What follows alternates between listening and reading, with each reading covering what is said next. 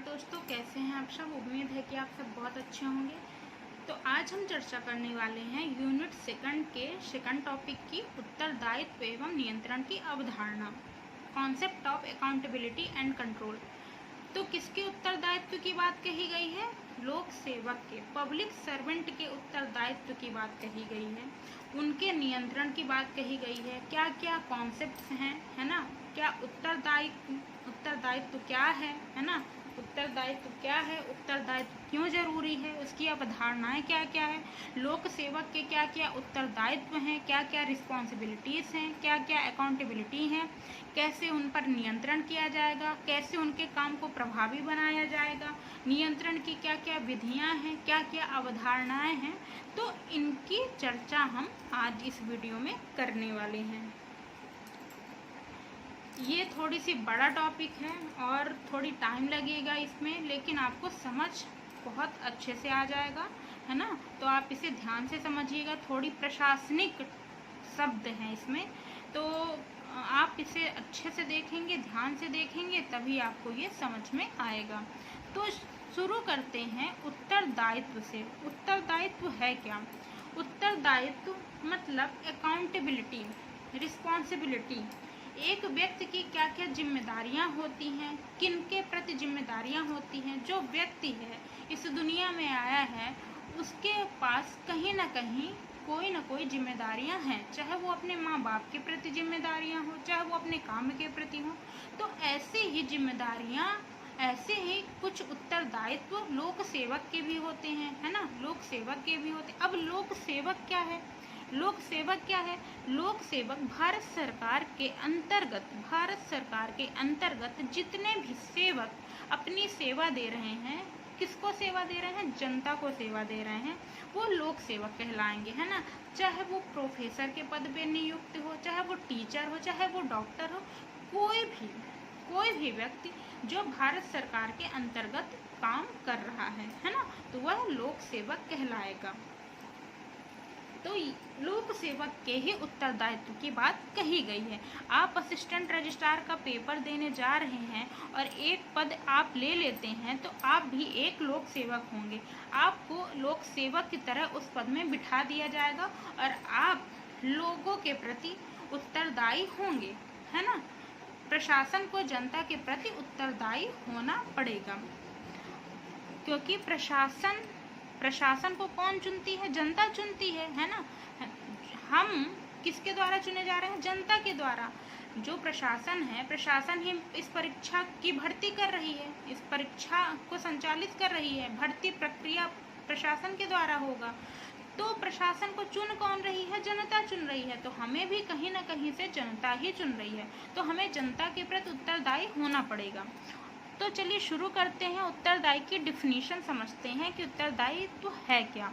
उत्तरदायित्व एवं नियंत्रण लोकतांत्रिक सरकार में प्रशासन के महत्वपूर्ण अंग है। हमारी जो भारत की सरकार है वो कैसी है? लोकतांत्रिक है। लोगों के द्वारा चुने जाते हैं, है ना, जनता के द्वारा यहाँ पे अपने अपने प्रतिनिधि चुने जाते हैं। सरकार किसके द्वारा चुनी जाती है? जनता के द्वारा। इसीलिए ये लोकतांत्रिक देश है। उत्तरदायित्व एवं नियंत्रण लोकतांत्रिक सरकार में प्रशासन के महत्वपूर्ण अंग हैं। नियंत्रण भी जरूरी है, महत्वपूर्ण है, उत्तरदायित्व भी जरूरी है। एक लोक सेवक जो काम कर रहा है भारत सरकार के अंतर्गत, है ना, अपने विभाग के अंतर्गत काम कर रहा है, अपने मंत्रालय के अंतर्गत काम कर रहा है, तो उससे उत्तरदायित्व होना चाहिए, उसके ऊपर नियंत्रण होना चाहिए। यह नियंत्रण कौन करती है? सरकार करती है। यह नियंत्रण कौन करती है? विधायिका करती है। यह नियंत्रण कार्यपालिका करती है, न्यायपालिका करती है। तो उसको रिस्पॉन्सिबल बनाने के लिए, उसको उत्तरदायी बनाने के लिए उसके ऊपर नियंत्रण करती है। भाई वो अपने दायरे के बाहर काम नहीं करेगा। एक लोक सेवक है तो वह अपने दायरे में ही रह के काम करेगा। जैसे एक प्रोफेसर है तो वह कॉलेज में पढ़ाएगा, यदि उसको कॉलेज में प्रोफेसर नियुक्त किया जाता है तो वो कॉलेज में पढ़ाएगा, ना कि जाके मेडिकल कॉलेज में पढ़ाएगा, ना कि जाके यूनिवर्सिटी में पढ़ाएगा। तो उसका काम का अपना दायरा होता है, ठीक है ना। प्रिंसिपल प्रिंसिपल का काम करेगा, है ना, टीचर टीचर का काम करेगा, हेडमास्टर हेडमास्टर का काम करेगा, बैंक मैनेजर अपना बैंक का काम करेगा। तो सबका लोक सेवक का अपना अपना काम करने का दायरा होता है, सबकी रिस्पॉन्सिबिलिटी होती है। यदि वो पद पर आ गया है, यदि वह टीचर के पद पर आ गया है, तो उसकी रिस्पॉन्सिबिलिटी है, वो उत्तरदायी होगा अपने काम के प्रति, है ना, अपने काम के प्रति, जनता के प्रति। प्रशासन को जनता के प्रति उत्तरदायी होना चाहिए। प्रशासन को जनता के, क्योंकि जनता ही प्रशासन को चुनती है, इसी वजह से जनता के प्रति प्रशासन को उत्तरदायी होना चाहिए। अकाउंटेबिलिटी क्या है? उत्तरदायित्व। ये शब्द है, प्रशासनिक शब्द है अकाउंटेबिलिटी, वैसे रिस्पॉन्सिबिलिटी और जिम्मेदारी हम कहते हैं उत्तरदायित्व को। तो यहाँ पे अकाउंटेबिलिटी है, उत्तरदायित्व, है ना। लोक सेवक अपने कार्य का निष्पादन और प्राधिकार के प्रयोग का संतोषजनक लेखा जोखा देना। उत्तरदायित्व क्यों निर्धारित किए जाते हैं? एक लोक सेवक के लिए उत्तरदायित्व होना जरूरी है। क्यों जरूरी है? क्योंकि वो अपने काम कैसे कर रहा है, अपने अधिकार का प्रयोग सही ढंग से कर रहा है कि नहीं कर रहा है, संतोषजनक उसका काम है कि नहीं, उसका लेखा जोखा देना, है ना। उसको उत्तरदायित्व इसीलिए बनाया जाता है कि वह अपने काम का सही ढंग से, अपने काम को सही ढंग से करे, अपने अधिकार का सही ढंग से प्रयोग करे, फिर बाद में सूचना प्रदान करे सरकार को, है ना। अपने काम की सूचना प्रदान करे, अपने जो अधिकार है उसकी सूचना प्रदान करे कि वो अपने काम को सही तरीके से कर रहा है कि नहीं। उत्तरदायित्व क्यों जरूरी है? एक लोक सेवक के लिए उत्तरदायित्व क्यों जरूरी है? क्यों जरूरी है?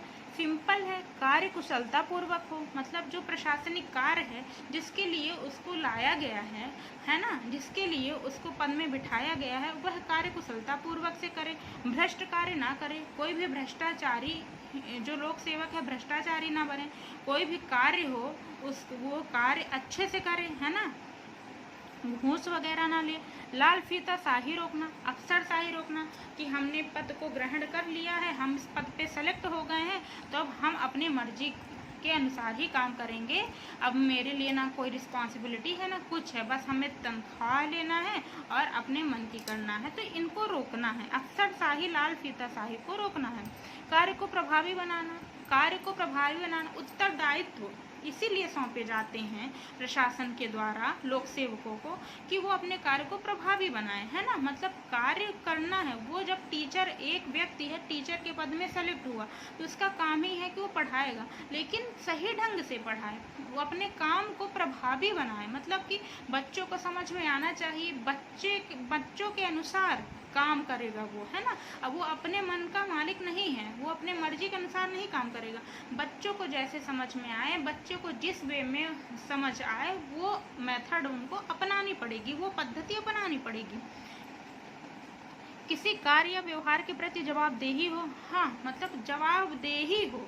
कोई भी कार्य यदि कोई लोक सेवक कर रहा है तो उस कार्य के प्रति वो जवाबदेही हो, मतलब वो कोई भी कार्य है वह यदि कार्य सही ढंग से नहीं करता है, यदि उसको बाद में, है ना, उसको बाद में उसकी शिकायत की जाती है, जांच की जाती है, तो मतलब वो रिस्पॉन्सिबल हो अपने कार्य के प्रति कि हाँ हमने ये काम किया है, मुझसे गलती हुई है, दोबारा गलती नहीं होगी। जवाबदेही के साथ करे, है ना, कोई भी काम करे तो उसकी जवाबदेहिता हो, है ना, कि ये काम मेरा है, मैं इसको सही ढंग से करूँगा। उत्तरदायित्व की अवधारणा क्या क्या है ना। अवधारणा तो जवाबदेही, सबसे पहले तो लोक सेवा अपने काम के प्रति जवाबदेही बने, है ना, उनकी जवाबदेही हो कि वो काम सही ढंग से कर रहे हैं कि नहीं, उनको सही ढंग से काम करना ही है, उनका नैतिक बंधन है, लोक सेवकों का नैतिक बंधन है जवाबदेही। उनको अपने उत्तरदायित्व को निभाना ही पड़ेगा, अपने नियम के अनुसार काम करना ही पड़ेगा। इसीलिए उत्तरदायित्व जरूरी होता है कि कोई भी लोक सेवक अपने नियम का उल्लंघन ना करे। जो लोक सेवक कार्य कर रहे हैं उसके बारे में सूचना प्रदान करें। आजकल तो डिजिटलाइजेशन हो गया हर जगह, सारे जो लोक सेवक हैं अपने कार्य की रिपोर्ट तैयार करें और रिपोर्ट तैयार करने के बाद अपने डिपार्टमेंट को दे, विभाग को दे, विभाग मंत्रालय को देगा, मंत्रालय जो होगा तो सर्वोच्च जो होंगे हमारे प्रमुख जो होंगे, है ना, तो उनको अपना जो रिपोर्ट होगा वो रिपोर्ट होगा वहाँ पे प्रस्तुत होगी, उनके काम का ब्यौरा लिया जाएगा, देखा जाएगा, जांच की जाएगी कि कार्य सही ढंग से किया जा रहा है कि नहीं, अन्यथा उनको पद से हटा दिया जाएगा। तो ये होती है, ये भी उत्तरदायित्व ही है उनका कि वो अपने कार्य का A to Z पूरा जितना डिटेल है वो किसे प्रदान करे, अपने विभाग में, अपने प्रशासन को प्रदान करे, अपनी सरकार को प्रदान करे। कार्यान्वयन, जो भी लोक कर्तव्यों का उल्लंघन करे उनको दंड देना, है ना। उत्तरदायित्व की भी अवधारणा ये भी है कि जो भी लोक सेवक हैं यदि वो कर्तव्य से बाहर काम करते हैं, अपने कर्तव्यों का उल्लंघन करते हैं तो उनको दंड दिया जाएगा, है ना। तो इसलिए भी उत्तरदायित्व जरूरी है।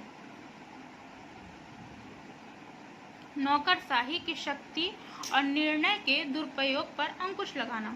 जो अफसरशाही है, जो एक लोक सेवक है, उसकी जो शक्तियां होती हैं उसका वो दुरुपयोग ना करे, निर्णय सही ढंग से ले, निर्णय का दुरुपयोग ना करे, है ना, उस पर अंकुश लगाया जाए, उस पर पाबंदी लगाई जाए। तो इस वजह से भी उत्तरदायित्व जरूरी होता है। एक डॉक्टर है, उसको वो ENT का डॉक्टर है, ईयर नोज थ्रोट का डॉक्टर है ना, वो ईयर नोज थ्रोट का स्पेशलिस्ट है, तो वो अपने दायरे में ही रहकर काम करेगा, वो ENT विभाग में ही काम करेगा, वो पेट दर्द के मामले नहीं सुलझाएगा, ना ही वो हड्डी रोग विशेषज्ञ बनेगा। तो मतलब वो अपने दायरे में ही रहकर काम करेगा। एक टीचर है तो वो टीचर का काम करेगा, वो हेडमास्टरी नहीं करने लगेगा। तो इस वजह से भी उत्तरदायित्व जरूरी है ना। नियम बना के बाकायदा उत्तरदायित्व दिए जाते हैं और उसी नियम के अनुसार एक लोक सेवक को चलना पड़ता है। सुनिश्चित करना कि नौकरशाही का कार्य निष्पादन मानकों और गुणवत्ता अनुरूप हो, है ना। नौकरशाही का जो कार्य है, जो एक लोक सेवक है, उसका कार्य सही ढंग से हो, सही पैरामीटर्स हो, है ना, कार्य करने का जो मेथड है वो सही हो, गुणवत्ता अनुरूप हो। एक टीचर है, टीचर को टीचर बनाया गया है, टीचर को टीचर के पद में लाया गया है, तो उसकी जो पढ़ाने की क्वालिटी है वो सही हो, मतलब क्वालिटी जो हो, जो मेथड है वो सही हो, अच्छा हो। ये नहीं कि उसका काम है, उसकी जिम्मेदारी है कि वो टीचर बन गया तो पढ़ाएगा, कुछ भी पढ़ा के चला जाएगा, ऐसा नहीं होता। गुणवत्ता अनुरूप होनी चाहिए, कोई भी कार्य है वो गुणवत्ता अनुरूप होना चाहिए। बात करते हैं अगले पॉइंट की। पद्धति, सही पद्धति अपनानी चाहिए, है ना, जो सुधार लाए। एक टीचर है तो मेथड सही अपनाएगा, ये नहीं कि परंपरागत तरीके से पढ़ाने का जो मेथड वो चला रहा तो आप उसी को फॉलो करिए, ठीक है ना। आजकल नई नई टेक्नोलॉजीज आ रही है, PPT प्रेजेंटेशंस, मतलब कि ऑनलाइन पढ़ाए जाते हैं, कुछ कंप्यूटर के माध्यम से कुछ नोट्स वगैरह बनवाए जाते हैं, है ना, तो प्रेजेंटेशन तैयार करके बच्चों के सामने प्रस्तुत किया जाता है। तो नई टेक्नोलॉजी को अपनाएं और उस फील्ड में सुधार लाएं। तो ये है उत्तरदायित्व की अवधारणा। उत्तरदायित्व के प्रकार, उत्तरदायित्व के कुछ प्रकार हैं। एक विशेषज्ञ हैं LD वाइट ने उत्तरदायित्व के कुछ प्रकार बताए हैं। प्रशासनिक उत्तरदायित्व बताया है उन्होंने, संवैधानिक उत्तरदायित्व बताया है, वैधानिक उत्तरदायित्व बताया है, व्यवसायिक उत्तरदायित्व बताया है और नैतिक उत्तरदायित्व बताया है। तो 5 प्रकार के LD वाइट के अनुसार उत्तरदायित्व हैं। तो पहला उत्तरदायित्व क्या है, चर्चा कर लेते हैं। संवैधानिक, वैधानिक, व्यवसायिक, प्रशासनिक, न्यायिक नियमों का योग। उत्तरदायित्व क्या है, नियमों का योग है। उत्तरदायित्व में सारे नियम निहित होते हैं, उसी नियम के अनुसार आपको कार्य करना रहता है। तो संवैधानिक, संविधान में जो नियम लिखा हो उसके अनुरूप आपको काम करना पड़ेगा, उसके लिए आप रिस्पॉन्सिबल होंगे, उसके अनुसार ही काम करेंगे। वैधानिक मतलब जो विधि के द्वारा बनाया गया नियम है उसके अनुसार आप काम करेंगे। आपका जो व्यवसाय है, जैसे टीचर है तो वो प्रोफेसर नहीं बनेगा, प्रोफेसर है तो वो डॉक्टर नहीं बनेगा, व्यवसाय के अनुसार ही वो काम करेगा, व्यवसाय के अनुसार ही वो उत्तरदायी होगा। प्रशासनिक मतलब शासन के प्रति वो उत्तरदायी होगा, प्रशासन के अनुसार ही, शासन के अनुसार ही, शासन क्या कह रही है उसके अनुसार ही काम करेगा, न्यायिक नियमों के अनुसार ही वो काम करेगा। तो एक लोक सेवक है वो संविधान के अनुसार, विधि के अनुसार, व्यवसाय के अनुसार, शासन के अनुसार, न्याय के अनुसार ही काम करता है ना। वह अपने काम के लिए लोक सेवक उनके कामों के प्रति उत्तरदायी ठहराया जाता है, इसके अनुसार ही वो काम करेगा और इसी के प्रति इनको उत्तरदायी ठहराया जाएगा। संवैधानिक उत्तरदायित्व मतलब संविधान को केंद्र में रखकर लोक सेवक काम करेगा। संविधान को केंद्र में रखकर लोक सेवक काम करेगा मतलब जो एक लोक सेवक है वह काम करेगा तो वो संविधान के अनुसार, संविधान में जो लिखा है, संविधान में जो नियम दिए गए हैं उन्हीं के अनुरूप काम करेगा, उसके बाहर जाकर काम नहीं करेगा, नहीं तो उसे दंडित किया जाएगा। तो ये भी उसकी रिस्पॉन्सिबिलिटी है कि वो संविधान को माने, संविधान को केंद्र में रखकर काम करे। वैधानिक उत्तरदायित्व क्या है?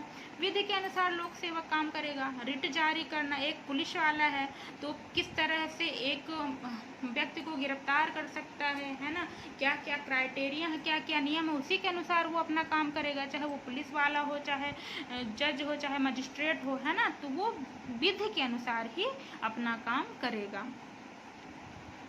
व्यवसायिक उत्तरदायित्व, लोक सेवक जो होगा तो उसका जो व्यवसाय है उसी के अनुसार काम करेगा। जैसे एक टीचर है तो उसका व्यवसाय क्या है? टीचर, पढ़ाना। उसका व्यवसाय क्या है? पढ़ाना, अध्यापन प्रक्रिया को संचालित करना।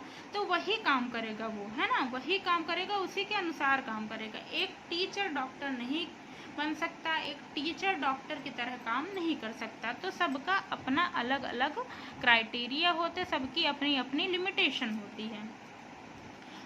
व्यवसायिक उत्तरदायित्व को निर्धारित करने के लिए आचार संहिताओं का निर्माण किया जाता है। जो व्यक्ति होते हैं, लोक सेवक होते हैं, यदि कोई भी काम करते हैं, है ना, कोई भी काम करते हैं, कोई भी सेवा प्रदान करते हैं, है ना, भारत सरकार में, तो उनके लिए कुछ नियम बनाए जाते हैं जिन्हें सेवा नियम बोलते हैं। सेवा नियम बनाए जाते हैं, आचार संहिताओं का निर्माण किया जाता है। तो आचार संहिताओं में कुछ नियम होती हैं कि आप इसके अनुसार ही काम करेंगे भाई, है ना। आप 24 घंटे एक लोक सेवक की तरह आचार संहिताएं होती हैं, सेवा नियम होती हैं। तो सेवा नियम में ये बताया जाता है कि एक लोक सेवक जो है तो वो संस्थान में तो लोक सेवक की तरह काम करेगा भी, वो घर में भी, मतलब वो 24 घंटे एक लोक सेवक की तरह काम करेगा, है ना। कुछ होते हैं, कुछ और नियम होते हैं कि एक लोक सेवक दहेज नहीं ले सकता भाई, भारी भरकम रकम नहीं ले सकता है। यदि उसको पर्सनल गाड़ी मिलती है तो वो अपने गाड़ी का जो उसको गाड़ी मिलती है तो वो पर्सनल यूज़ में नहीं लाएगा उस गाड़ी को, है ना। ऐसा बहुत सारे कई नियम होते हैं। आप लोग सेवकों के जो नियम होंगे पढ़ेंगे तो आप जानेंगे। दहेज नहीं ले सकता, दूसरी शादी नहीं कर सकते, है ना। तो ये सारे नियम बनाए जाते हैं। नैतिक उत्तरदायित्व क्या है? लोक सेवकों के द्वारा जब सत्य, निष्ठता, नैतिक मूल्यों, निष्पक्षता इत्यादि के आधार पर काम किया जाता है। नैतिक उत्तरदायित्व क्या होता है कि एक लोक सेवक का खुद की रिस्पॉन्सिबिलिटी होती है कि वो सत्यता से काम करे, सत्यनिष्ठा से काम करे, है ना, निष्पक्षता से काम करे। तो भाई वो एक पद में आ गया है ना, वो पद ग्रहण कर लिया है, लोक सेवक की तरह काम कर रहा है, तो उसका खुद की भी तो जिम्मेदारी होगी। ये नहीं कि सरकार की तरफ से जो जो नियम बनाए जा रहे हैं, जो जो नियम उसे भेजे जा रहे हैं तो उसी नियम को फॉलो करे, उसी के अंतर्गत काम करे, वो अपने अनुसार भी काम करे, वो खुद अपने काम के प्रति जिम्मेदार बने। तो ये होते हैं नैतिक उत्तरदायित्व। तो 5 तरह के उत्तरदायित्व हैं एल.डी. वाइट के अनुसार। प्रशासनिक उत्तरदायित्व, संवैधानिक उत्तरदायित्व, वैधानिक उत्तरदायित्व, व्यवसायिक उत्तरदायित्व, नैतिक उत्तरदायित्व। बात करते हैं अगले पॉइंट की। अब डिफरेंस समझ लेते हैं उत्तरदायित्व और जिम्मेदारी में। जवाबदेहिता जिसे बोलते हैं और जिम्मेदारी में, इंग्लिश में इसे अकाउंटेबिलिटी और रिस्पॉन्सिबिलिटी बोलते हैं। तो थोड़ी सी डिफरेंस समझ लेते हैं, पूछ सकता है, इम्पॉर्टेंट है। तो अंतर का आधार क्या क्या होगा? स्रोत कौन से होंगे, स्वरूप कैसा है, प्रकृति कैसी है, स्थिति कैसी है, सापेक्षता, है ना, किसके प्रति उत्तरदायी है। तो उत्तरदायित्व, है ना, उत्तरदायित्व में डिफरेंस समझ रहे हैं। तो उत्तरदायित्व अकाउंटेबिलिटी जिसे बोलते हैं, रिस्पॉन्सिबिलिटी मतलब जिम्मेदारी। तो स्रोत क्या है? दायित्व, मतलब कि उसे मानना ही पड़ेगा, जरूरी है, नियम होते हैं, है ना। एक लोक सेवक है, यदि वो काम कर रहा है तो कुछ नियम बनाए जाते हैं जिसे उसको मानना ही पड़ेगा, वो उसका उत्तरदायित्व है। ये सत्तात्मक होती है। कैसी होती है कि आप मतलब जिस पद में हैं, जिस पोस्ट में हैं, जैसे जैसे एक बच्चा है तो वो अपने होमवर्क के लिए जिम्मेदार ठहराया जा सकता है, जिम्मेदार होगा, है ना। जो माँ बाप होंगे वो अपने बच्चों के प्रति रिस्पॉन्सिबल होंगे। एक सरकार है ना, वो सरकार और जनता के प्रति रिस्पॉन्सिबल, तो उनकी जिम्मेदारी है, उनकी खुद की जिम्मेदारी है, खुद उनकी नैतिक जिम्मेदारी है ना। और दायित्व क्या है, मतलब कि रूल, नियम, है ना, नियम के अनुसार, अधिनियम के अनुसार काम करना। स्वरूप कैसा है, कानूनी स्वरूप है, कानून के तहत लाया जाता है। कानून के तहत कई अधिनियम लाए जाते हैं, नियम बनाए जाते हैं, जिनके द्वारा एक लोक सेवक को उत्तरदायी बनाया जाता है। इसका स्वरूप कैसा है, नैतिक स्वरूप है, मतलब कि वो जिस पद में है, पोस्ट में है, तो उनकी खुद की जिम्मेदारी है कि वो क्या हो, जिम्मेदार बने, वो पढ़ाने के लिए हैं तो पढ़ाएं, है ना। और क्या कहते हैं, बाकी तो उनके ऊपर कानूनी स्वरूप तो रहेगा ही, लेकिन उनकी खुद की भी जिम्मेदारी होती है। प्रकृति कैसी है, औपचारिक है, मतलब ये कैसी है, फॉर्मल है ना। फॉर्मल है मतलब कि स्ट्रिक्टली आपको इस रूल को अपनाना ही पड़ेगा, उत्तरदायित्व बनना ही पड़ेगा। यदि आप एक लोक सेवक हैं तो आप उत्तरदायित्व भी आपको रहना पड़ेगा। यदि नहीं रहेंगे तो आप पद से बाहर जाएंगे, पद से हटा दिए जाएंगे। और ये कैसा होता है, अनौपचारिक, सब कोई कर सबकी जिम्मेदारी होती है, चाहे माँ बाप की बच्चों के प्रति हो, चाहे बच्चों की माँ बाप के प्रति हो, चाहे एक टीचर की स्टूडेंट के प्रति हो, सबकी जिम्मेदारी होती है। अनौपचारिक इसका प्रकृति होती है। स्थिति कैसी, इसकी नकारात्मक, नियम के अनुसार चलना पड़ता है तो इससे नकारात्मक, इसकी स्थिति कैसी है, नकारात्मक है। मतलब कि भाई नियम के अनुसार चलना पड़ रहा है, अपने अनुसार अब काम नहीं कर, तो ऐसा लगता है कि इसे फोर्सली करवाया जा रहा है ना, दबाव बस करवाया जा रहा है, तो इसकी स्थिति नकारात्मक है वर्तमान में। सकारात्मक मतलब अपने से कर रहे हो भाई, अपने से जो मन है वो कर रहे हो, इस वजह से इसकी जो जिम्मेदारी की जो स्थिति है वो सकारात्मक है। सापेक्षता मतलब किसके प्रति रिस्पॉन्सिबल है, उच्च के प्रति। यदि हम जवाब नहीं देंगे, अब हम जवाब दे ही नहीं बनेंगे, तो हमको जो हमारे ऊंचे अधिकारी हैं, पदाधिकारी, उनको जवाब देना पड़ेगा, है ना। वो हमको काम से हटा भी सकते हैं, हमारी शिकायत भी हो सकती है, जांच भी हो सकती है, तो इसके लिए उनको डर रहता है। कार्यों के प्रति रहते हैं कि जो मेरा काम है भाई हम करेंगे, है ना। किसी ऊंचे का डर नहीं रहता है कि हमारे ऊपर कौन है क्या नहीं है, जो उनका काम है वो कर रहे हैं, उसके लिए उनकी जिम्मेदारी है, उसको पूरा करेंगे। वर्तमान में उत्तरदायित्व निर्धारण की चुनौतियां। वर्तमान में उत्तरदायित्व को निर्धारित करने के लिए, उत्तरदायित्व बनने के लिए कुछ चुनौतियां आ गई हैं, ठीक है ना। पहले क्या होता था कि लोक सेवक उत्तरदायित्व रहते थे, अपना काम सही ढंग से करते थे, सब कुछ सही ढंग से होता था, ठीक है ना। लेकिन अब क्या हो गया है, समय के साथ साथ जो उत्तरदायित्व की अवधारणा है वो बदलती जा रही है। क्या होती जा रही है, बदलती जा रही है। मतलब उत्तरदायित्व एक स्थायी अवधारणा नहीं है, यह बदलती रहती है। उत्तरदायित्व की अवधारणा लोक प्रशासन के साथ विकसित हो रही है। जैसे जैसे लोक प्रशासन में बदलाव आ रहे हैं, जैसे कि लोक प्रशासन में कई तरह की नियम आ गए, ई गवर्नेंस आ गए, है ना, कई सिटीजन चार्टर्स आ गए, है ना, कई तरह के बदलाव आ गए हैं, तो इसके अनुसार भी उत्तरदायित्व जो है, रिस्पॉन्सिबिलिटी भी है, वो कम होती जा रही है ना। मतलब क्या हो, उसकी भी अवधारणा बदलती जा रही है, ठीक है ना। जैसी स्थिति होगी, जैसा प्रशासन होगा, वैसे ही रिस्पॉन्सिबिलिटी की कॉन्सेप्ट्स होंगे, है ना। पहले कुछ कॉन्सेप्ट दूसरे थे, अब कॉन्सेप्ट दूसरे हैं। वर्तमान में लोक प्रशासन के कुछ मानक उद्देश्य हो गए, अब लोक प्रशासन के कुछ उद्देश्य हो गए हैं। पहले वो जनता के प्रति उत्तरदायी था, अब उसके कुछ उद्देश्य हो गए हैं। प्रतियोगिता मतलब कि कंपटीशन चल रहा है कि हम इस फील्ड में इम्प्रूव करें, हम इस विभाग में इम्प्रूवमेंट करें। एक मंत्री है तो वो अपना अलग सोचता है ना, कि वो अपना जो पद प्रभार जो होता है, कुछ भी मंत्रालय होता है उसको ऑटोनॉमस कर देता, ऑटोनॉमस बॉडी बना देता है। तो प्रतियोगिता चल रही है, कंपटीशन चल रहा है, ठीक है ना। विभाग में चल रहा है, मंत्रालय में चल रहा है, और इस कंपटीशन की होड़ में लोग आगे बढ़ना चाहते हैं, उत्तरदायी नहीं बनना चाह रहे हैं, आगे बढ़ना चाह रहे हैं।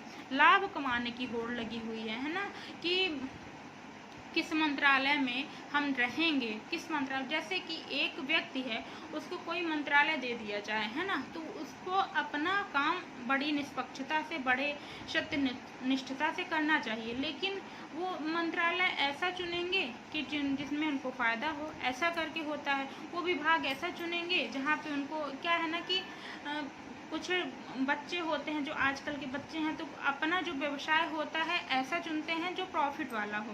तो ऐसे सेम कंडीशन लोक प्रशासन में भी आ गई है। धन की कीमत हो रही है, मतलब जिसके पास ज़्यादा पैसा है वहाँ पे रिस्पॉन्सिबिलिटी ज़्यादा है।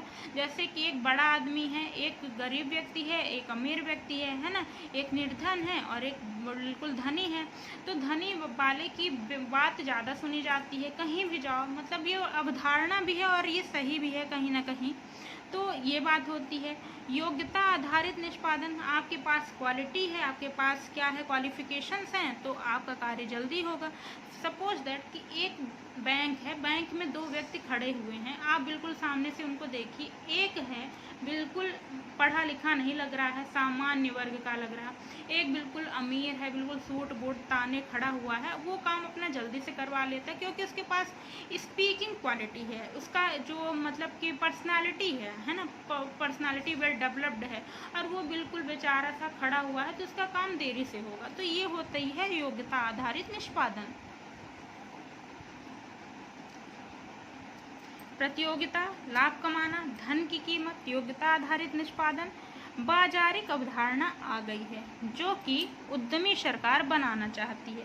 कैसी अवधारणा आ गई है? बाजारिक आ गई है, मतलब कि आजकल सारा कुछ प्राइवेटाइज हो रहा है और सारी जो सरकारें हैं वो उद्यमी सरकार बनाना चाहती हैं। मतलब सारे मंत्रालय को, कुछ मंत्रालय हैं तो ऑटोनॉमस कर दिए गए हैं, मतलब कि वो प्राइवेटाइज कर दिए हैं। बैंक को भी प्राइवेटाइज किए जाने की बात हो रही है। कुछ बैंक प्राइवेटाइज कर भी दिए गए हैं, जिनका जो स्वायत्त, जिनका जो स्वामित्व है वो जो बड़े कंपनियों के ऑनर से उनको सौंप दिया गया है, जिससे जो सरकार है वो उद्यमी बनती जा रही है। नागरिक को ग्राहक बना रही वर्तमान की सरकार, जो नागरिक है, जो जनता है, उनको ग्राहक बना रही है ना। तो ये बड़े बदलाव किए जा रहे हैं, जैसे कि वर्तमान में NPM न्यू पब्लिक मैनेजमेंट प्रशासन द्वारा अपनाया जा रहा, प्रशासन के द्वारा NPM न्यू पब्लिक मैनेजमेंट अपनाया जा रहा है, जिसके तहत नागरिक से ग्राहक बन रही जनता क्या है, नागरिक से ग्राहक बनती जा रही है। तो सामूहिक जनता के प्रति जो उत्तरदायित्व था लोक सेवकों का, वह निजी संपन्न ग्राहक के प्रति केंद्रित होती जा रही है। पहले जो उत्तरदायित्व लोक सेवकों का था वो सामूहिक जनता के प्रति था, सभी के प्रति समान उत्तरदायित्व था। लेकिन जब नागरिक ही ग्राहक बनती जा रही है, तो जो लोक सेवक है उनका जो उत्तरदायित्व होगा वो निजी संपन्न ग्राहक के प्रति ज्यादा होगा। तो ये बड़े बदलाव आ रहे हैं, इसी वजह से उत्तरदायित्व में समस्याएं भी आ रही हैं। विकसित देशों में मंत्रालयों, विभागों को स्वायत्त संस्थाओं के रूप में बदल दिया गया है। जो विकसित देश हैं, हमारे ही देश में मंत्रालयों को, विभागों को स्वायत्त संस्थाओं के रूप में बदल दिया गया। तो जिनका स्वामित्व होना चाहिए मंत्रालय में एक मंत्री का, है ना, चाहे वो कृषि मंत्रालय, कोई भी मंत्रालय हो, तो उनका जो प्रमुख होगा वो मंत्री होगा, कैबिनेट मंत्री होगा। लेकिन क्या है कि स्वायत्त संस्थाओं में बदलने से उनका स्वामित्व छिन रहा है ना। तो इस वजह से उनकी रिस्पॉन्सिबिलिटी भी ज़्यादा नहीं है ना मंत्रालय के प्रति। तो ये दिक्कतें आ रही हैं। तो उत्तरदायित्व की अवधारणाएं लोक प्रशासन के साथ साथ चेंज होती जा रही हैं। मंत्रियों का अपने मंत्रालयों और विभागों पर पर्यवेक्षण कमजोर हो गया है। जब वो क्या हो रही हैं, स्वायत्त संस्थाओं में कन्वर्ट हो रही हैं, तो जो मंत्री है तो उनको अपने मंत्रालयों और विभागों का पर्यवेक्षण जो है, अधिकार जो है वो कमजोर हो गया है, कम पड़ता जा रहा है। वो अब क्या है, किसके पास है, जो उसका ऑनर होगा, उस मंत्रालय का जो ऑनर होगा, प्राइवेटाइज कर दिया गया, ऑटोनॉमस बना दिया गया, तो वहाँ का जो डायरेक्टर होगा, महानिदेशक होगा, तो उनके पास उनका स्वामित्व होगा, है ना। उनके पास उनका क्या होगा, उनके पास ज़्यादा उनकी रिस्पॉन्सिबिलिटी होगी, है ना। और नियंत्रण किसका ज़्यादा होगा? ऑनर के पास होगा, निदेशक डायरेक्टर के पास होगा। तो मंत्रियों का जो पर्यवेक्षण है, मंत्रियों का जो अधिकार है वो कम होता जा रहा है, इसलिए उत्तरदायित्व में भी समस्या आ रही है। विधायिका का भी नियंत्रण कमजोर हो गया है, इसलिए उत्तरदायित्व में समस्या आ रही है। जो विधायिका किससे बनती है ना? विधायिका तो जनता के द्वारा ही चुनी जाती है, जनता के द्वारा बनाई जाती है। तो जनता जब क्या है, जो सारे मंत्री परिषद, सारे मंत्रालय, सारे विभाग कमजोर पड़ते जा रहे हैं, ऑटोनॉमस होते जा रहे हैं, तो कहीं ना कहीं विधायिका में नियंत्रण में भी समस्याएं आ रही है। तो ये सारी दिक्कतें आ रही हैं। 3 शब्द हैं, एक है triple P, PPP, public private participation, सार्वजनिक निजी भागीदारी। अब सार्वजनिक जगहों पे निजी भागीदारी हो रही है। पहले जो सबके लिए होनी चाहिए, जो सभी समान जनता मतलब सामूहिक जनता के लिए होनी चाहिए जहाँ पे भागीदारी, वहाँ पे केवल जो निजी संपन्न व्यक्ति है वही जा रहा है। न्यू पब्लिक मैनेजमेंट आ गई, जिसके तहत जो नागरिक है वो ग्राहक बनती जा रही है ना। संस्थाएं ऑटोनॉमस होती जा रही हैं, मंत्रालय ऑटोनॉमस होते जा रहे हैं, जिससे मंत्रियों का जो की रिस्पॉन्सिबिलिटी है वो कम होती जा रही है, विधायिका भी कमजोर पड़ती जा रही है ना। ये सारी बातें। Triple E, economy, efficiency, effectiveness. जहाँ पैसा ज़्यादा है, इकोनॉमी ज़्यादा है, वहाँ पे इफिशियंसी, वहाँ पे क्षमता ज़्यादा है और वहाँ काम प्रभावी ढंग से होगा। तो ये रही बात PPP की, PM की, ट्रिपल ई की। पहले परंपरागत लोक प्रशासन के मानक उद्देश्य क्या थे, है ना? पहले परंपरागत लोक प्रशासन में जो पहले के लोक प्रशासन थे उनके कुछ मानक उद्देश्य थे। उनकी रिस्पॉन्सिबिलिटी क्या थी? निष्पक्षता से काम करना उनकी रिस्पॉन्सिबिलिटी थी। वो निष्पक्ष तरीके से काम करे, इसके लिए वो उत्तरदायी थे। समान तरीके से समानता लाएं, काम में समानता लाएं, है ना। न्याय में समानता हो, है ना। स्वतंत्र तरीके से अपना काम कर सकें, कानून और व्यवस्था बना सकें, जन कल्याण के लिए काम करते थे। लेकिन अब ऐसी बात नहीं रही। अब क्या हो गया है, वर्तमान में ये स्थिति है कि जनता ग्राहक बनती जा रही है, सारे मंत्रालय को ऑटोनॉमस बना दिया जा रहा है और उत्तरदायित्व जो है कहीं ना कहीं कम प्रभावी हो रहा है। तो ये रही उत्तरदायित्व और उत्तरदायित्व की अवधारणा की। कल हम चर्चा करेंगे नियंत्रण एवं नियंत्रण की अवधारणाएं और क्या क्या नियंत्रण की विधियां हैं, उन पर चर्चा करेंगे। आज के लिए इतना ही। यदि आपको मेरा वीडियो पसंद आया हो, कंटेंट अच्छा लगा हो, तो प्लीज़ हमारे चैनल को सब्सक्राइब करिए, हमारे चैनल से जुड़िए, ताकि हम आपको और अच्छे टॉपिक्स के बारे में बताते रहें, नए वीडियोस लाते रहें। धन्यवाद दोस्तों, मिलते हैं अगले वीडियो में।